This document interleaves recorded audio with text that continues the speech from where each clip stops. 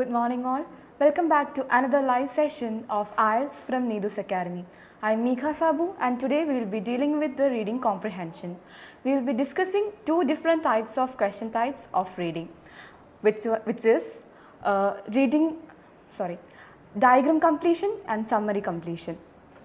These types of questions aims to assess your ability to understand synonyms, paraphrases and find meaning in the text. So now let's move on to the class and the materials will be shown on the screen. Okay, so first we have chosen a passage for the diagram completion question. In this type of question, there is a heading given and a diagram with blanks and arrow marks. So what we have to do is first go through the passage quickly and find out the synonyms and paraphrases from the passage. Let's see.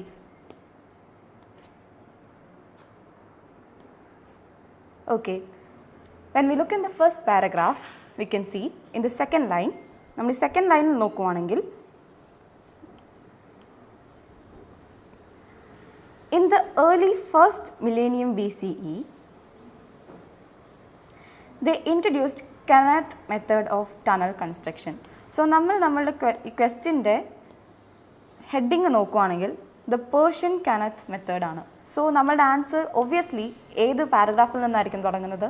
നമ്മളുടെ first പാരഗ്രാഫിൽ നിന്നായിരിക്കും തുടങ്ങുന്നത്.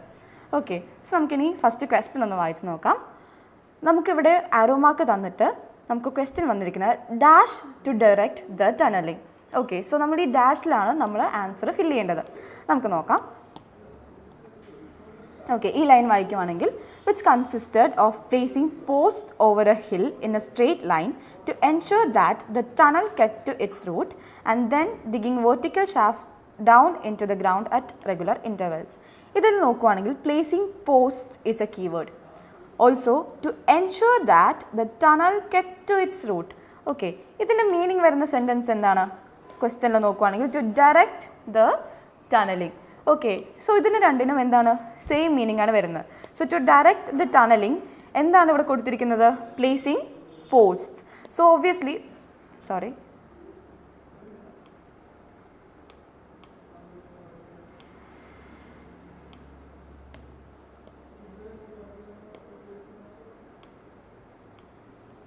Okay, so obviously ഇതിൻ്റെ answer എന്തായിരിക്കും?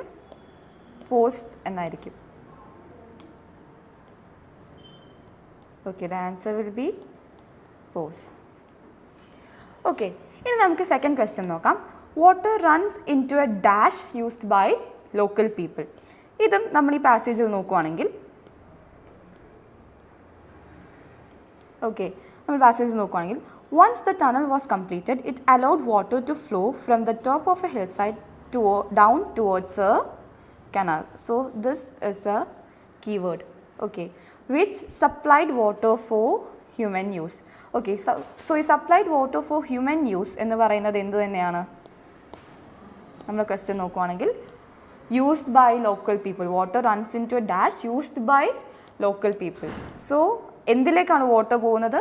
A canal. So the answer will be canal. Okay. ഇനി നമ്മൾ next question നോക്കുകയാണെങ്കിൽ vertical shafts to remove earth and for dash.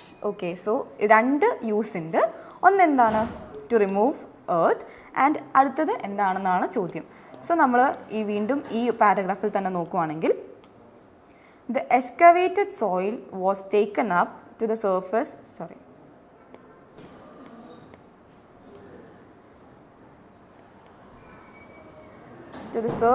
using the shafts, which also provided ventilation. So ഇതിൽ the excavated soil was taken up to the surface using shafts എന്ന് പറയുമ്പോൾ ഷാഫ്റ്റ്സിൻ്റെ first use already നമ്മൾ ക്വസ്റ്റ്യനിൽ തന്നിരിക്കുന്ന യൂസാണ് ഇവിടെയും mention ചെയ്തിരിക്കുന്നത്. അതിൻ്റെ രണ്ടാമത്തെ യൂസ് എന്താണെന്നുള്ളതാണ് ക്വസ്റ്റ്യൻ. സോ അതെന്താണ്? Which also provided ventilation. So what is the answer? Ventilation will be the answer. Okay,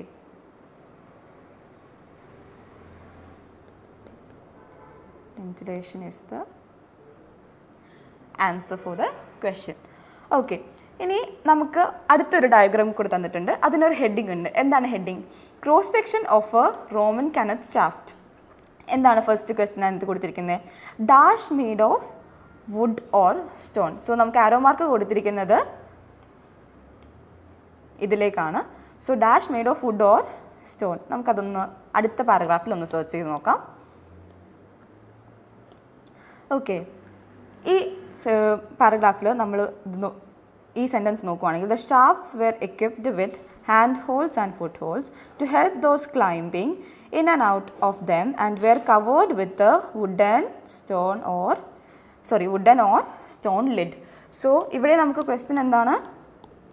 dash made of wood or stone ആണ്.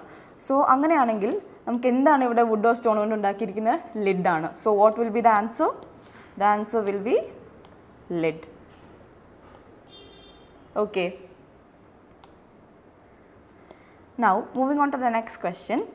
Dash attached to the plumb line ആണ് കൊടുത്തിരിക്കുന്നത്. Arrow mark എവിടെയാണ് വന്നിരിക്കുന്നത്? ഇവിടെയാണ് arrow mark വന്നിരിക്കുന്നത്. Okay, so നമുക്ക് ക്വസ്റ്റ്യനിൽ അത് ലൊക്കേറ്റ് ചെയ്യാൻ നോക്കാം.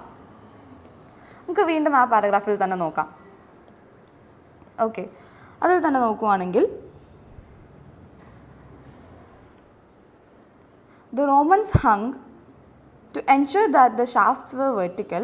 Romans hung a plumb line from a rod placed across the top of each shaft and made sure that the weight at the end of it hung in the center to the shaft. So ഇവിടെ at the end of it hung in the center to the shaft എന്ന് പറയുമ്പോൾ അത് എന്ത് തന്നെയാണ്? attached to the plumb line ആണ്. So what will be the answer? The answer will be weight. Okay, so fifth question answer is weight.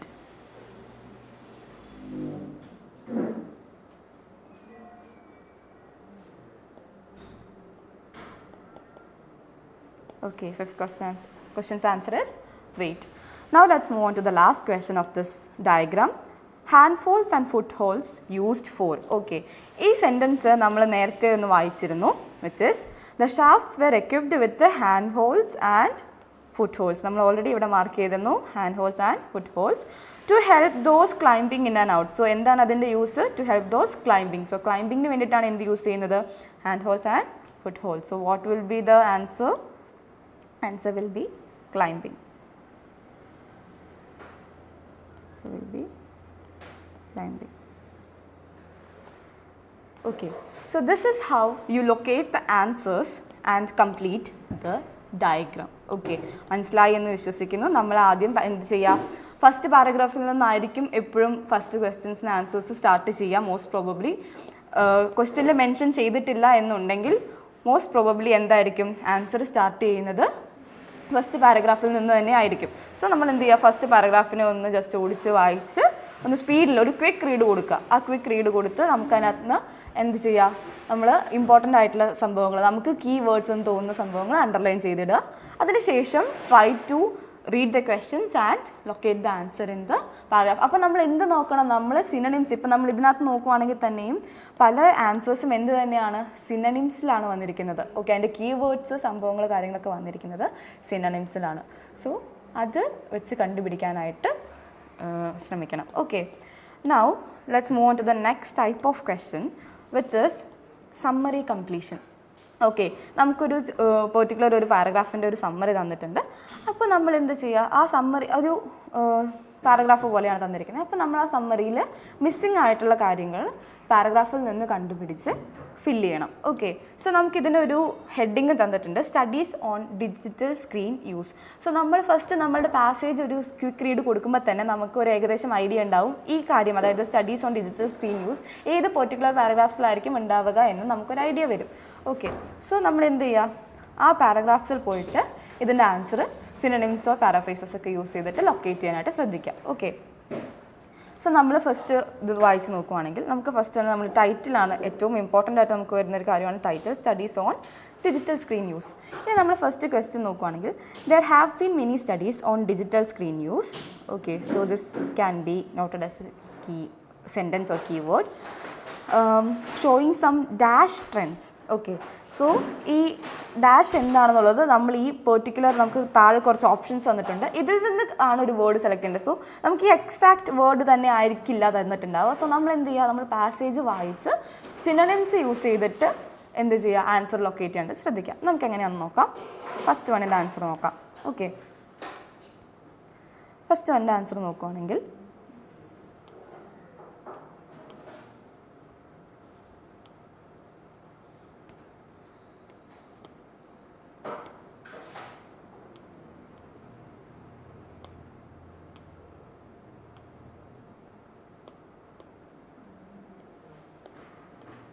Okay, first വണ്ണിൻ്റെ answer നമുക്ക് ഈ ഒരു പേജിൽ നോക്കാം. ഇതിൽ നമ്മൾ സെക്കൻഡ് പാരഗ്രാഫിൽ നോക്കുകയാണെങ്കിൽ multiple studies show that digital screen use may be causing A variety of troubling down stream effects. Okay, ഈ ട്രബിളിംഗ് ഡൗൺ സ്ട്രീം എഫക്ട്സ് എന്ന് വെച്ചാൽ എന്താണ്?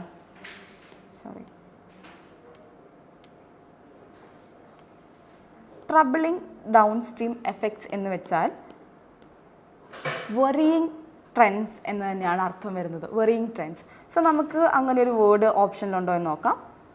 ഓക്കെ, നമുക്ക് ഓപ്ഷൻ ഡി എന്താണ്? ഓപ്ഷൻ ഡി വറിയിങ് ട്രെൻഡ്സ് ആണ്. സോ നമ്മളുടെ answer എന്തായിരിക്കും? D ആയിരിക്കും. നമ്മൾ ഇതിൽ ശ്രദ്ധിക്കേണ്ട കാര്യം, നമുക്ക് ഓപ്ഷനിൽ ലെറ്റേഴ്സും തന്നിട്ടുണ്ടാവും, അതിൻ്റെ കൂടെ തന്നെ അതിൻ്റെ വേർഡും തന്നിട്ടുണ്ടാവും. അപ്പം നമ്മൾ ഒരിക്കലും അതിൻ്റെ വേർഡ് എടുത്ത് എഴുതരുത്. നമ്മൾ എന്താണ് എഴുതാവുള്ളൂ, ആ ഓപ്ഷൻ്റെ ആ ലെറ്റർ ഏതാണോ, ഇപ്പോൾ ഓപ്ഷൻ ഡി ആണെങ്കിൽ ഡി എന്ന് വേണം നമ്മൾ എഴുതാനായിട്ട്. വെറിയിങ് എന്ന വേർഡ് എഴുതി വെക്കരുത്. ഓക്കെ, സോ അത് പ്രത്യേകം ശ്രദ്ധിക്കുക. സോ ഇതിൻ്റെ ആൻസർ ഏതാണ്? ഡി ആണ്. ഓക്കെ, ഇനി നമുക്ക് അടുത്ത ക്വസ്റ്റ്യൻ നോക്കാം. ഓക്കെ, അടുത്ത ക്വസ്റ്റ്യൻ നോക്കുകയാണെങ്കിൽ The psychologist Anne Mangan gave high school students a short story to read, half using digital and half using print mediums. Her team then used a question and answer technique to find out how dash each group's understanding of the plot was. Okay. ഇതിൽ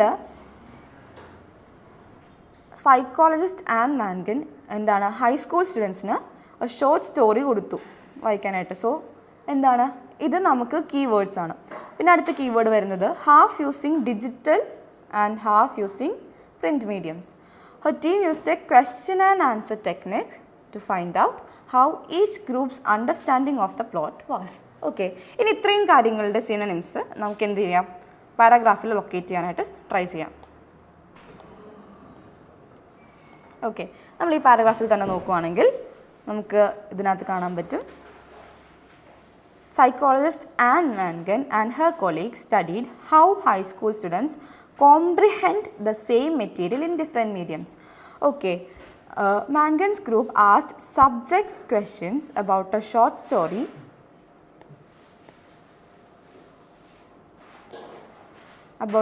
story whose plot had universal student appeal. Half of the students read the story on a tablet and other half in paper back. Okay, അപ്പോൾ ഇതിൽ നമുക്ക് എന്തൊക്കെയാണ് synonyms ആയിട്ട് വന്നത്? Okay, half of the students red the story on A tablet, the other half in paper back എന്ന് പറയുമ്പോൾ അത് എന്ത് തന്നെയാണ്? Half using digital and half used print mediums ആണ്. ഓക്കെ, ഇനി അടുത്തത് നമുക്ക് വരുന്നത് asked subject questions about A story. Subject questions എന്ന് പറയുമ്പോൾ എന്ത് തന്നെയാണ് വരുന്നത്? ക്വസ്റ്റ്യൻ ആൻഡ് ആൻസർ തന്നെയാണ് നമുക്ക് എന്ത് വരുന്നത്? സബ്ജക്റ്റ് ക്വസ്റ്റ്യൻസ് എന്ന് പറയുമ്പോൾ സെയിം മീനിങ് ആണ് വരുന്നത്. ഓക്കെ, അങ്ങനെയാണെങ്കിൽ നമുക്ക് ഇതിൻ്റെ ആൻസർ എന്തായിരിക്കും? Anne Mangan and her colleagues studied how high school students comprehend. How high school students comprehend എന്ന് പറയുമ്പോൾ എന്തായിരിക്കും answer? Find out how thorough each group's understanding of the plot was. So നമുക്ക് ഇതിൽ most accurate answer ആയിട്ട് അല്ലെങ്കിൽ ഇത് correct answer ആയിട്ട് വരുന്നത് തറോ എന്ന വാക്കാണ്. ഓക്കെ, സോ അതിൻ്റെ ഓപ്ഷനായ എച്ച് ആയിരിക്കും നമ്മളുടെ ആൻസർ. സോ എച്ച് ആണ് 19th ക്വസ്റ്റ്യന് നമുക്ക് ആൻസർ ആയിട്ട് വരുന്നത്. ഓക്കെ, അതായത് നമുക്ക് ഇതിൽ how high school students comprehend the same material in different mediums എന്ന് പറയുന്ന കോംപ്രിഹെൻഡ് എന്നുള്ള ആ ഒരു സംഭവം നമുക്ക് ഇതിനകത്തേക്ക് വരുമ്പോൾ how thorough each groups understanding of the plot was എന്നുള്ള മീനിങ് ആണ് വരുന്നത്. ഓക്കെ, ക്ലിയർ ആയെന്ന് വിശ്വസിക്കുന്നു. നമുക്ക് അടുത്ത ക്വസ്റ്റ്യൻ നോക്കാം. The findings showed a clear pattern in the responses, with those who read screens finding the order of information and dash to recall. Okay, so ഇതിൽ നമുക്ക് കീവേഡ്സ് ആയിട്ട് വരുന്നത് with those who read screens finding the order of information dash to recall. Okay, അപ്പോൾ നമുക്കതിൻ്റെ റിസൾട്ടിനെ പറ്റി എന്താണ് പാരഗ്രാഫിൽ പറയുന്നതെന്ന് നോക്കാം.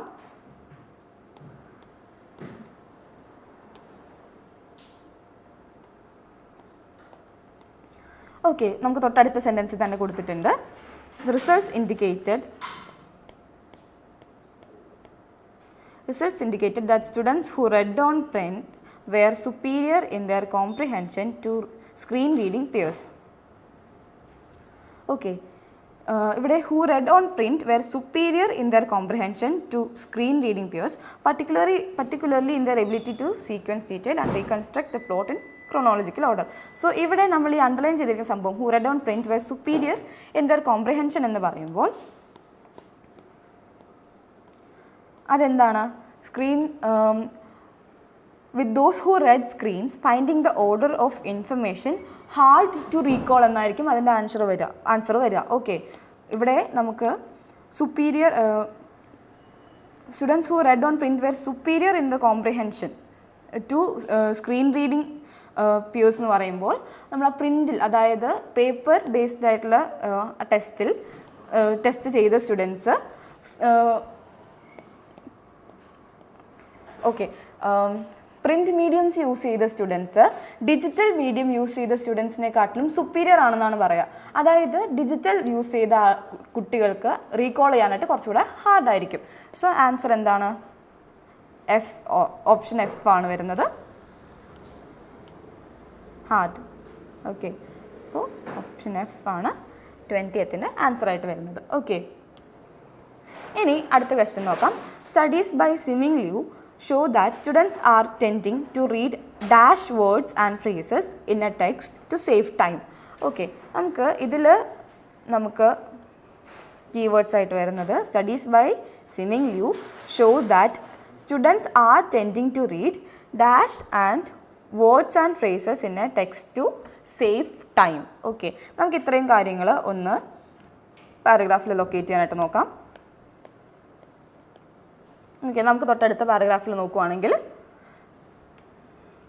𝐈𝐄𝐋𝐓𝐒 from San Jose State University has conducted a series of studies which indicate that the new norm in reading is skimming involving word spotting and browsing through the text. Okay, so ഈ word spotting and browsing through the text എന്ന് പറയുന്നത് എന്താണ്? Tending to read isolated words ആണ്. Okay, tending to read isolated words എന്നാണ് meaning വരുന്നത്. So നമുക്കിവിടെ ഏത് ഓപ്ഷനാണ് കറക്റ്റായിട്ട് വരുന്നത്? ഓപ്ഷൻ ബി ആണ്. Option B. Okay, option B ആണ് നമുക്ക് 21st ക്വസ്റ്റ്യൻ്റെ കറക്റ്റ് ആൻസർ ആയിട്ട് വരുന്നത്. Studies by 𝐈𝐄𝐋𝐓𝐒 shows that students are tending to read isolated words and phrases in a text to save time. Okay, അപ്പോൾ ഈ സേവ് ടൈം എന്നുള്ളത് നമുക്ക് ഏത് ഇതിലാണ് കാണാൻ പറ്റുക? തൊട്ടടുത്ത സെൻറ്റൻസിൽ തന്നെ നമുക്ക് കാണാൻ പറ്റും. Many readers now use a pattern when reading in which they sample the first line and then word spot through the rest of the text. When the reading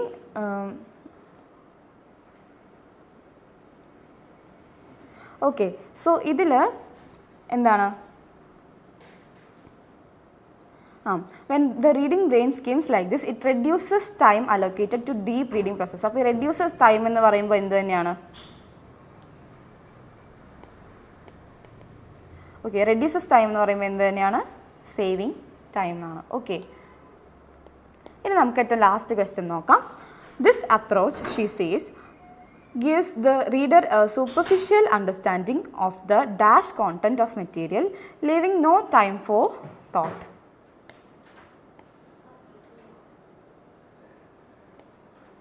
Okay, this approach, she says, gives the reader a superficial understanding of the dash content of material, leaving no time for thought. നമുക്ക് ഈ കാര്യം ഒന്ന് പാരഗ്രാഫിൽ locate ചെയ്യാനായിട്ട് try ചെയ്യാം. ഓക്കെ, നമ്മൾ ഈ last sentence നോക്കുവാണെങ്കിൽ in other words we don't have time to grasp complexity, to understand another's feelings, to perceive beauty and to create thoughts of readers' own.